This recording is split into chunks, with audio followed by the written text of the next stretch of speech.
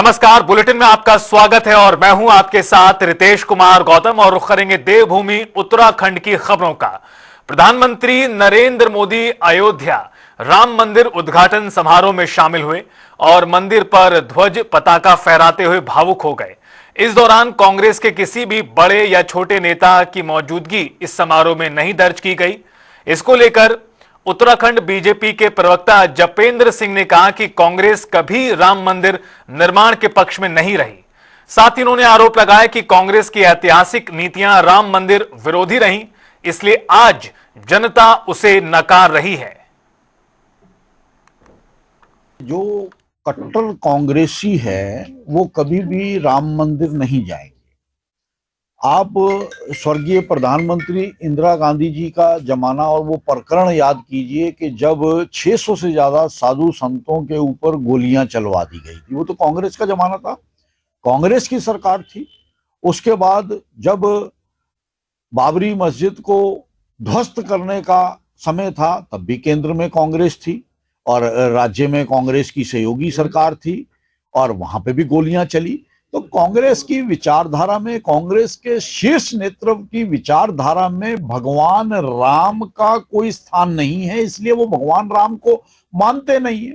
और इस देश का दुर्भाग्य ये है कि जो कांग्रेस में जुड़ा हुआ हमारा सनातनी भाई है वो भी इस साजिश को आज तक नहीं समझ पाया कि भगवान राम से और सनातन से, हमारी सनातन की एक शाखा को बांटकर कांग्रेस ने किस तरह से एक साजिश के तहत अलग कर दिया।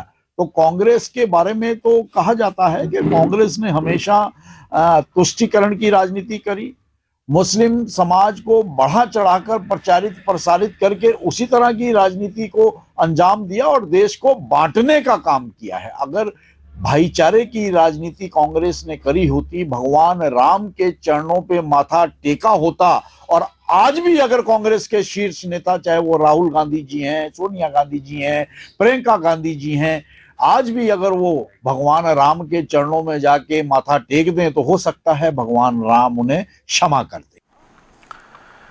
तो वहीं देहरादून के आईटी पार्क की 98 एकड़ जमीन को लेकर कांग्रेस प्रवक्ता अभिनव थापर ने सरकार की कार्यप्रणाली पर सवाल खड़े किए और कहा कि 2 साल से दस्तावेज नहीं मिल रहे और मुख्य सूचना आयुक्त के आदेश के बावजूद विभाग ने 15 दिन में जवाब नहीं दिया।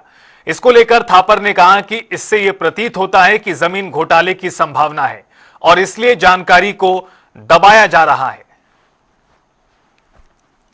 सिडकुल में उत्तराखंड सरकार की आईटी पार्क की 98.5 एकड़ लैंड, जिसका आज बाजारी मूल्य 4000 करोड़ रुपए से ज्यादा है, उसमें एक बहुत बड़े संभावित घोटाले की एक अंदेशा नजर आ रहा है। 2 साल से हम लोग प्रयास कर रहे हैं आरटीआई के माध्यम से कि हमको ये सारी फाइल, दस्तावेज, इससे संबंधित सारे कागज मिले। हमको यही बताया जा रहा है बार बार कि ये फाइल उपलब्ध नहीं है, और जब फर्स्ट अपील में ऑर्डर होता है विधिक कार्रवाई करें एफआईआर करने के लिए, फिर भी नहीं करते हैं। मैं सेकंड अपील में गया चीफ इंफॉर्मेशन कमिश्नर के पास, मुख्य सूचना आयुक्त ने 5 अगस्त को कड़क ऑर्डर दिए कि अगर 15 दिन में फाइल नहीं मिली तो आपके ऊपर एफआईआर दर्ज होगी और दोषियों के खिलाफ सख्त कार्रवाई होगी निम्न धाराओं के अंतर्गत। फिर उसके बाद ये डरे, जो कई सालों से बता रहे थे फाइल अनट्रेसेबल है, इन्होंने कहा फाइल ट्रेस हो गई। उस ट्रेस होने के बाद भी जो फाइनल ऑर्डर आया, उन्होंने कहा अगर ट्रेस हो गई है तो इनको आप उपलब्ध करा दीजिए डॉक्यूमेंट। आज लगभग 2.5-3 महीने फिर से हो गए हैं, 16 सितंबर को फाइनल ऑर्डर है। ना वो कागज दे रहे हैं, ना वो जवाब दे रहे हैं, और बार बार कह रहे हैं कि हमें जो मिला है हमने आपको दे दिया, फाइल हमें नहीं मिल पा रही है। और उधर वो कहते हैं कि हमें फाइल मिल गई। सवाल ये नहीं है कि फाइल नहीं मिली, सवाल ये है कि ऐसा कौन सा राज है जो ये सिडकुल और ये उत्तराखंड सरकार और मुख्यमंत्री पुष्कर सिंह धामी जी और इंडस्ट्री मिनिस्टर गणेश जोशी जी जो दबाना चाह रहे हैं। आप रोज देख रहे हैं कि लैंड आवंटन में कभी आईटी पार्क की लैंड को आवासीय प्रोजेक्ट के लिए दे दिया, कहीं लैंड यूज चेंज कर दिया, कहीं अस्पताल का हटा के कुछ और कर दिया। रोज आप लोगों के मीडिया के माध्यम से हम इसमें अखबारों में पढ़ रहे हैं कि रोज नई अनियमितता आ रही है। तो हमने एक विस्तृत रूप से सारी फाइलों की आवंटन की प्रक्रिया मांगी है, पर दुर्भाग्यपूर्ण सरकार 4000 करोड़ रुपए की जमीन, जो सरकार की भूमि है, आपके हमारे लोगों की भूमि है, जो गांव वालों ने आईटी पार्क के लिए दी थी, उस भूमि का आज क्या प्रयोजन हो रहा है, किस तरीके से आवंटन हो रहा है, सारी अनियमितताएं सरकार दबा रही है। उधर रुड़की में स्वास्थ्य मंत्री धन सिंह रावत ने सिविल अस्पताल का औचक निरीक्षण कर इमरजेंसी, आईसीयू और मरीज वार्ड की व्यवस्थाओं का जायजा लिया। इस दौरान उन्होंने डॉक्टर और नर्सिंग स्टाफ की कमी दूर करने, क्रिटिकल केयर सेंटर और ब्लड बैंक सुचारू करने के निर्देश दिए। उन्होंने 3 करोड़ के बजट के साथ झोला छाप डॉक्टर और बिना लाइसेंस क्लिनिक पर सख्त कार्रवाई के भी आदेश दिए।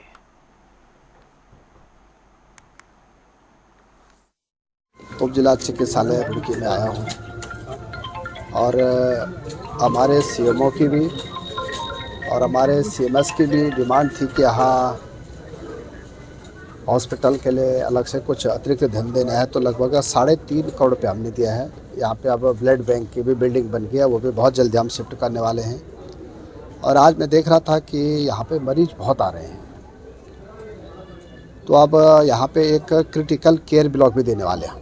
आज जगह का लिए मैंने अपने तहसीलदार को और एसडीएम को बोला है, तो अगर जैसे जगह मिल जाएगी तो ये काम यहाँ पे क्रिटिकल केयर ब्लॉक भी देने वाले हैं। दूसरा, यहाँ पे अब डॉक्टरों की कमी ख़त्म हो गई है। अभी तक लगभग 32 डॉक्टर यहाँ पे मिल चुके हैं। यहाँ पे एनेस्थीसिया और बाल रोग विशेषज्ञ और हमारे सर्जन और फिजिशियन, ये 5 प्रकार के डॉक्टर भी आप भेज दिया हम लोगों ने। और मुझे बड़ी खुशी है कि यहाँ पे पर डे लगभग 600-700 मरीज आते हैं। मैंने अभी सीएमएस को कहा है कि यहाँ थोड़ा सी हॉस्पिटल की और अच्छी व्यवस्था करनी है। उनको 10 नर्सिंग स्टाफ और चाहिए, क्योंकि अब हमारा आईसीयू शुरू हो गया है, तो 24 घंटे रन करने के लिए तो 10 नर्सिंग स्टाफ हम और देने वाले हैं यहाँ के लिए, ताकि 24 घंटे हमारा जो है आईसीयू शुरू हो जाएगा। तो ये भी मैंने आज कहा है और मुझे लगता है कि बहुत जल्दी 10 नर्सिंग स्टाफ हम और भी देंगे। उत्तरकाशी में नगर पालिका परिषद बड़कोट के तत्वाधान में आयोजित रवाई शरदोत्सव का उद्घाटन मां भगवती की डोली आगवानी के साथ हुआ। इस दौरान विधायक संजय डोभाल, ब्लॉक प्रमुख और स्थानीय ने रिबन काटकर दीप प्रज्वलित कर मेले का शुभारंभ किया। 7 दिनों तक चलने वाले इस भव्य मेले में सांस्कृतिक कार्यक्रम, स्थानीय कला, हस्तशिल्प, पहाड़ी व्यंजन और मनोरंजन स्टॉल लोगों के लिए आकर्षण का केंद्र होंगे। देखिए, रवाई शरदोत्सव का जो मेला है हमारे आज से इसका शुभारंभ हो गया है और 3 तारीख को इसका समापन है। जहां तक रही माननीय मुख्यमंत्री जी की बात, तो हमने प्रयास कर रहे थे उनको बुलाने का, तो किसी कारणवश वो प्रयास हमारा सफल नहीं हो पाया है। फिर भी जो यहाँ के क्षेत्रीय विधायक है माननीय संजय डोभाल जी और जो हमारी देव डोली स्थानीय देव डोलियां हैं, उनके द्वारा इसका शुभारंभ किया गया। इसमें ये 1 सप्ताह का पूरा मेला हमने ऑर्गेनाइज करा है और इस मेले को हमने जो रवाई घाटी की जो संस्कृति है उसी पे फोकस करा है। जैसे हमने जो रवाई घाटी की जो वेशभूषा है उसका फैशन शो भी हमने रखा है कल 28 तारीख को। हमारे रवाई घाटी के जो वाद्य यंत्र है उनकी प्रतियोगिता भी रखी है और जो खेल कूद है उनका भी रखा है। यहाँ पे भी हमने जो रवाई घाटी के जो खाने के पकवान है उनका भी स्टॉल हमने लगाया है। तो कुल मिलाकर जो हमारे मेला हमने इसे रवाई की संस्कृति पे फोकस रखा है। जितने भी स्टार बाहर से आए हैं, जैसे पांडवाज आएंगे, प्रीतम भरतवानी आएंगे, नरेंद्र सिंह नेगी आएंगे, तो ऐसे लोग हैं जिन्होंने हमारी रवाई की संस्कृति को काफी अच्छे लेवल पे लेके गए हैं और उनके बदौलत हमारी संस्कृति का प्रचार प्रसार हुआ है। उनको यहाँ लाने का मोटिव भी यही है कि रोज हमने स्थानीय कलाकारों का यहाँ पे रोज प्रोग्राम रखा है ताकि उन्हें कुछ प्रेरणा मिले और कल कोई और नया बैंड हमारा जैसे पांडवाज है, जैसे नरेंद्र सिंह नेगी है या जैसे प्रीतम भरतवाना और कोई हमारे रवाई घाटी का कोई उभर पाए। देखिए, ये हमारा जो है ये हमारी अपनी संस्कृति और पर्यटन के उद्देश्य से, क्योंकि हमारा ये क्षेत्र जो 6 महीने उसके लिए चलता है, जहाँ धार्मिक यात्राएं चलती हैं, तो हमारा ये सोचता है कि जो सर्दियों का टाइम है उसमें यहाँ पर इससे पर्यटन को बढ़ावा मिलाएगा और हमारी जो लोकल संस्कृति है उसको बढ़ावा मिलेगा, जिससे कि हमारे क्षेत्र में रोजगार के बहुत ज्यादा अवसर खुलेंगे। इसलिए हमारा ये चाहना है कि इस पे ज्यादा से ज्यादा फोकस करें और जिससे कि हमारे क्षेत्र में सर्दियों में भी पर्यटकों का ज्यादा से ज्यादा आना हो। मैं बहुत खुश हूँ क्यों करके जो हमारी रवाई की संस्कृति है वो बहुत उजागर हो गए और सबने इसमें बहुत ध्यान दिया है। आप लोगों का भी बहुत बहुत धन्यवाद जो हमारे पत्रकार बंधु भाई, उन्होंने हमारा साथ बहुत दिया, पूरे उत्तराखंड में क्या पूरे देश में दिया। और ताकि हम क्या थी, एक गांव से आई हुई महिला थी, तो आज जो है आपकी कृपा से जो हूँ मैं देश दुनिया में क्या विदेशी तक नाम हो गया आपके चैनलों के माध्यम से। उत्तराखंड में आपदाओं और पर्यावरणीय चुनौतियों से निपटने के लिए यूसीओएसटी 3 दिवसीय अंतर्राष्ट्रीय सम्मेलन आयोजित कर रहा है। इसको लेकर प्रेस वार्ता में डीजी दुर्गेश पंत ने बताया कि देश विदेश के वैज्ञानिक इसमें हिस्सा लेंगे। साथ ही उत्तराखंड की भौगोलिक परिस्थितियों, आपदा के कारण त्वरित बचाव और पर्यावरण संरक्षण पर गहन चर्चा की जाएगी। देखिए 28 से 30 तारीख तक ये विश्व आपदा प्रबंधन सम्मेलन है, क्लाइमेट एक्शन का है, और इसके साथ साथ में राज्य की हमारी साइंस टेक्नोलॉजी कॉन्फ्रेंस है। आयोजन देहरादून में है, ग्राफिक अराब में जो उनका सिल्वर जुबली कन्वेंशन सेंटर है, इसका आयोजन है और त्रिदिवसीय है। दुनिया के कई देशों के लोग हैं, विशेषज्ञ हैं, वैज्ञानिक संस्थाओं के हैं, कम्युनिटी से जुड़े हुए लोग हैं, दुनिया भर के हैं, लगभग 50 के आसपास देशों के लोग इसमें आ रहे हैं। इस बार प्रीमियर लीग हमारी बच्चों की है, उत्तराखंड के 95 हमारे ब्लॉक से होते हुए वो यहाँ पर 13 टीम पहुँचेंगी। वो हमारे DRR डिजास्टर रिस्क रिडक्शन के चैम्पियंस हैं, वॉलंटियर्स हैं, उनकी इसमें बात होनी है। साथ साथ में महिलाओं का शी फॉर स्टेम, इस तरह के तमाम कार्यक्रम हैं जिनका इसमें आयोजन किया जाना है। ये अपने आप में इसलिए महत्वपूर्ण है क्योंकि ये पोजिशनिंग उत्तराखंड है, ये एक तरह का, क्योंकि ये पहली बार इस तरह के आयोजन होते हैं, इसलिए अपने आप में बहुत महत्वपूर्ण है। विश्व समुदाय से लेके अंतिम छोर पर बैठे व्यक्ति को जोड़ने की कवादत है। साइंस टेक्नोलॉजी से जोड़ने की इसलिए कवादत है कि क्योंकि साइंस एंड टेक्नोलॉजी बहुत सी चीज़ों के समाधान प्रस्तुत करती है और कई बार जो हमारा आपदा में क्षति होती है उसका पहले से पूर्वानुमान हो, उसकी टेक्निक्स हों, मॉडलिंग हो, उसमें मदद करती है। तो दुनिया के जो बेस्ट ऑफ मॉडल्स हैं, एल्गोरिदम्स हैं, कैपेसिटी बिल्डिंग की टेक्निक्स हैं, उसको किया जाता है। माननीय मुख्यमंत्री जी का ये रहा है, सरकार का ये रहा है कि इसको आगे बढ़ाया जाए।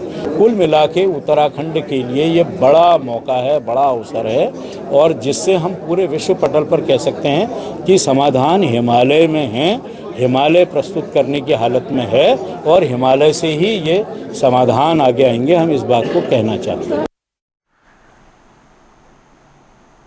उत्तराखंड परिवहन विभाग ने वाहन चालकों को अलर्ट जारी करते हुए 40 दिन का विशेष अभियान शुरू किया है, जिसमें 2 पहिया और 4 पहिया वाहनों की आरसी में मोबाइल नंबर अपडेट कराना अनिवार्य है। इसको लेकर ई चालान, बीमा और पीयूसी प्रमाण पत्र जैसे सभी सेवाएं रजिस्टर्ड मोबाइल नंबर से जुड़ी होने के कारण नंबर अपडेट न होने पर भारी जुर्माना झेलना पड़ सकता है। इसको लेकर विभाग ने ऑनलाइन आरटीओ कार्यालयों में प्रक्रिया आसान बनाने के लिए हेल्प डेस्क भी स्थापित किए हैं। कई बार ऐसा होता है कि जब हम वाहन अपना रजिस्टर कराते हैं या ड्राइविंग लाइसेंस बनवाते हैं तो उस समय हमारा मोबाइल नंबर कुछ और रहता है या हम किसी और के मोबाइल नंबर फीड कर देते हैं। तो उससे अब जो समस्या ये आ रही है कि अब हमारे जो भी सारी प्रक्रिया है उन पे हर प्रक्रिया पे एक OTP जाता है, चाहे वो चालान की प्रक्रिया हो, चाहे वो आप वाहन में ही कुछ करवा रहे हो, ट्रांसफर करा रहे हो या किसी भी तरह की उसकी वैलिडिटी बढ़वा रहे हो या DL के आप रिन्यूअल करा रहे हो, तो हर चीज में एक OTP आपके फोन नंबर पे जाता है। तो फोन नंबर सही होना आज की डेट में जब ये पूरा प्रोसेस ऑनलाइन हो गया वाहन और सारथी का, बहुत ही ज्यादा जरूरी है। तो इसमें क्योंकि पूरे इंडिया लेवल पे ऐसा आ रहा था कि बहुत सारे वाहन में या DL में जो नंबर अपडेट्स हैं वो सही नहीं है या पुराने हो गए, तो एक ऑल इंडिया लेवल पे एक गाइडेंस आई थी और उसके बाद हमारे जो स्टेट गवर्नमेंट ने, हमारे ट्रांसपोर्ट डिपार्टमेंट ने इसको संज्ञान में लिया और एक 40 दिन का एक अभियान बेसिकली चला रहे हैं जिसमें एक बहुत बड़े स्तर पे लोगों से अपील है कि जिनके भी मोबाइल नंबर सही नहीं फीडेड है वाहन और सारथी में, वो उसको सही फीड करवा लें। इसके 2 तरीके होते हैं, एक तो आप बिना RTO ऑफिस आए भी इसको सही कर सकते हैं। अगर आपका आधार में जो नाम है और आपका वाहन की RC में या DL में जो नाम है वो मैच करता है तो आप वाहन और सारथी की वेबसाइट पे जाके बहुत ही आसानी से अपना आधार नंबर डाल के इसको आप करा सकते हैं चेंज। और अगर कोई सी भी तरह की आपको दिक्कत आ रही है या नाम जो आधार और RC में उसमें 75% से कम का मैच है या ज्यादा मिसमैच हो रहा है, तो फिर आप ऑफिस में आके भी, आरटीओ ऑफिस में आके इस प्रक्रिया को करा सकते हैं। उसके लिए हमने एक हेल्प डेस्क बनाई है जो आज से चालू हो जाएगी, और वहाँ पे हम एक पूरा फ्लो चार्ट भी लगा रहे हैं, जिनको जो लोग नॉर्मली भी यहाँ पे काम कराने आते हैं वो देख लेंगे प्रोसेस को कि कैसे वो खुद से भी उस चीज को कर सकते। लक्सर की बहुउद्देशीय एथल बुजुर्ग किसान सेवा सहकारी समिति में नवनियुक्त पदाधिकारियों का शपथ ग्रहण समारोह हुआ। इस कड़ी में समिति के अध्यक्ष, उपाध्यक्ष और सभी डायरेक्टर्स ने पद और एवं गोपनीयता की शपथ ली। इस दौरान राज्य मंत्री श्यामवीर सैनी, बीकेयू क्रांति के राष्ट्रीय अध्यक्ष विकास सिंह सैनी और पूर्व ब्लॉक प्रमुख बीर सिंह सैनी ने नवनियुक्त पदाधिकारियों को बधाई दी। साथ ही नए पदाधिकारियों ने किसानों के विश्वास पर खरा उतरने का संकल्प किया है। जो सभापति, उपसभापति और संचालक बने हैं, निर्वाचित हुए हैं, उन सबको मैं दिल की गहराइयों से हार्दिक धन्यवाद देता हूं, उनका अभिनंदन करता हूं। और वो लोग यहाँ पर एक किसानों की सरकार के रूप में काम करेंगे, जो किसानों की समस्याएं हैं उनका निवारण करें। जैसे खाद की, बीज की जो समस्याएं होती है, और भी किसानों से जुड़ी हुई बहुत सी समस्याएं ऐसी होती है जिनको इस सहकारी समिति के माध्यम से दूर किया जा सकता है।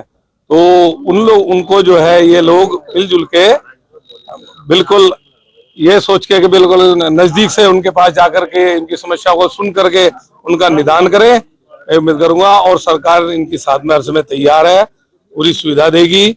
और ये किसानों के लिए जो हित का कार्य है वो करते रहें। धन्यवाद। सभी अतिथियों का आभार, सभी किसानों का आभार, सभी जय कार्यकर्ता धन्यवाद। जय जवान, जय किसान, जय। उपसभापति और सभापति जो यहाँ चुने गए हैं और इनके पूरे बोर्ड को भारतीय किसान यूनियन क्रांति की ओर से, क्योंकि ये पदाधिकारी भी रहे संगठन में, तो उनकी ओर से बधाई। और मैं पूरी उम्मीद करता हूँ कि ईमानदारी के साथ काम करेंगे। और जो पिछले सभापति या चेयरमैन रहे, उन्होंने जो खामियां की, ये आगे उन खामियों को, उन कमियों को दूर करने का काम करेंगे। और नहीं करेंगे तो भारतीय किसान यूनियन क्रांति सच्चाई और ईमानदारी से इनके साथ है। और ये ईमानदारी से काम करेंगे तो साथ है, नहीं तो इनका विरोध भी करेंगे कहीं ना कहीं। अगर समिति ईमानदारी से चलाओ पूरी तरह से, हम पूरी तरह से साथ हैं। और बस यही उम्मीद है, बधाई है पूरी तरह से पूरे बोर्ड को, और जो चेयरमैन है यहाँ के, सबको पूरी तरह से हमारी ओर से बधाई। और ये ईमानदारी से काम करें। जय हिंद, जय जवान, जय किसान। ग्रहण किए सभी किसानों का काम सही तरह से करूंगी और सभी को धन्यवाद करती हूँ कि आज सभी ने मुझे सम्मान दिया है। और सब कार्य सही तरह से करूंगा। किसान सेवा सहकारी समिति बहुउद्देश्य समिति पर यहाँ हमारे बहुत ही वरिष्ठ प्रधान जी, सौजी की पुत्र वधू और कुलवंत की बहू बहन श्रीमती शशि जी यहाँ के अध्यक्ष बनी है, और श्रीमती अंजू जी जो यहाँ बसेरा खाद्यर्स है वो यहाँ की उपाध्यक्ष बनी है। और सभी जो यहाँ इस संचालक मंडल में डायरेक्टर्स हैं, सब महिला पुरुष, आज उन सबका यहाँ पर शपथ ग्रहण हुआ है। उन्होंने यानी कि अपनी आज ज्वाइनिंग कर ली है, और आगामी जो इनका पूरा सत्र है उसके लिए ये यहाँ अपने किसानों की सेवा करेंगे। ये किसानों के द्वारा, किसानों की सरकार है, और जो इनकी किसानों संबंधी समस्याएं हैं उनका यहाँ समाधान करेंगे, निराकरण करेंगे। और पहले भी जो हमारी जो ये बनाई गई है, आपको मालूम है कि जो बहुत ही बड़े स्तर पे सहकारी का जो काम चल रहा है, और हमारे गृह मंत्री हैं, सहकारिता मंत्रालय भी उन पर ही है, और हर गांव से जो है एक या दो जो है युवक और युवतियों को इसमें लगा गया पूर्णकालिक, और उनको मान दे दिया जा रहा है। इस अवसर पर मैं समझता हूँ सरकार का पूरा ध्यान है, केंद्र सरकार का, राज्य सरकार भी जो है इस सहकारिता को जो है मजबूत करने में पूरा प्रयास कर रही है। इसी के साथ फिलहाल इस बुलेटिन में इतना ही। रुकेंगे एक छोटे से ब्रेक के लिए। जनता टीवी पर खबरों का सफर लगातार जारी है।